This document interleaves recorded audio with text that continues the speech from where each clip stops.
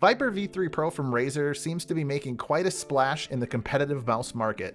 It is a bit of a departure from the Viper V2 that a lot of us know and love, so let's take a look at what this mouse brings to the table and if it can stand out amongst the stiff competition that is the 2024 mouse scene. The Razer Viper V3 Pro comes packing Razer's Gen 3 optical switches, the same as what we saw on the Viper V2 and the Death Adder V3, and this implementation is great. It has the new Focus Pro 35K optical sensor and an updated skate design that is more reminiscent of what you would find on the G Pro Superlight. It has the power button and the DPI toggle on the bottom of the mouse and comes with the 4K dongle included. The weight of the mouse comes in at about 54 grams on my scale, with the white version being about 1 gram heavier. The coating on the V3 Pro is very grippy. It is a soft touch rubberized coating similar to what we saw on the Death Adder V3 Pro. There is some variation between the white and the black version, where the white coating is a bit more waxy and sticky to the touch. If you like to have a bit more mobility in the hand with your mouse, I would strongly recommend the black version, since I did have some issues with the white coating being too sticky for my liking. I will say though, the black version does pretty immediately show some finger grease on it, so if that's something that'll bother you, then maybe the white version is the way to go. The clicks on the V3 Pro feel flawless. There is no wobble on mouse 1 and 2, they are crisp and tactile, and the side buttons feel great to use. I'll drop a quick sound test for you to check them out.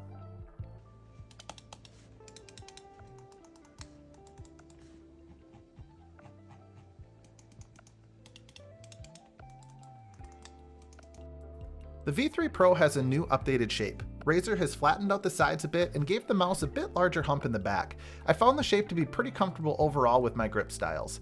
This new shape is more neutral and will probably work really well for most people, and it is clear that Razer is going after the G Pro Superlight audience with this release. For reference, my hand size is 19 by 10 centimeters, and I had no issues gripping this mouse with fingertip or claw grip, but I did find the position of the hump to be a bit less comfortable for palm grip. Razer ditched the more aggressive look of the Viper V2 this time around and went with a more generic design.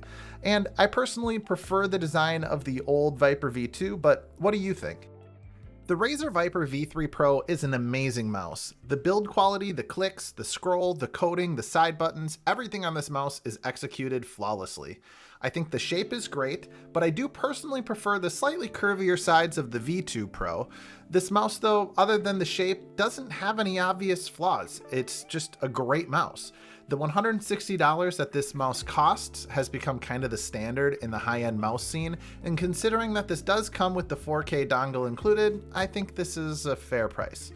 I can't help but think though that there are a lot of cheaper alternatives from companies like Lamzu, Pulsar, and Endgame Gear that will give you a great experience with a larger variety in shapes that might work better for you. Stacked up against the GPX2 though, this mouse's main competition, I think the Viper V3 delivers in spades and is, from a technical and build quality perspective, the clear winner.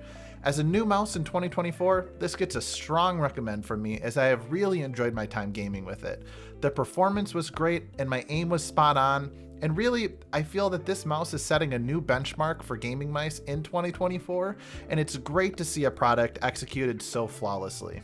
However, if you don't care much for the slightly updated shape, I would still recommend the V2 Pro over this mouse, considering its current price is $99 and the performance feels identical. If you are looking to nab the latest and greatest though, you really can't go wrong with the Viper V3 Pro. It's a phenomenal mouse. Hey, thanks so much for watching. Are you planning on checking out the Viper V3 Pro? Leave a comment down below with your thoughts, and if you have any feedback on this video, I'd love to hear it. Leave a like on the video, subscribe for more content like this, and until next time, we'll see ya.